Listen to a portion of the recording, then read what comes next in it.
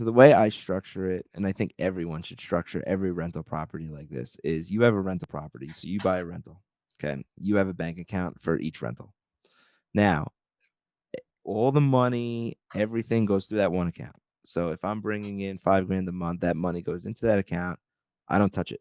You can't touch that money. You can't. The biggest issue that I see is people, they think that they could take that money and go spend it on other things, clothes, cars. Oh, well, this is my car payment. And then they go upside down. So what Right. I do is I build it out for a year. Okay. Okay. I build it out for a year. If I have partners in it, then we have a discussion. Do we want to split this up? But we leave a lot of, we don't touch the money.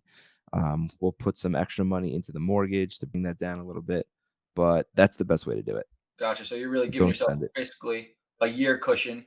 And Yeah. then if you want to, if you have a partner or this or that, or you decide, okay, I'll take a disbursement, X amount, but I'm going to always leave a good chunk in there because, like you said, a lot of wear and tear. You're going to be constantly updating couches or things are just breaking plates that you got to replace or whatever the hell the case may be. You're always doing something.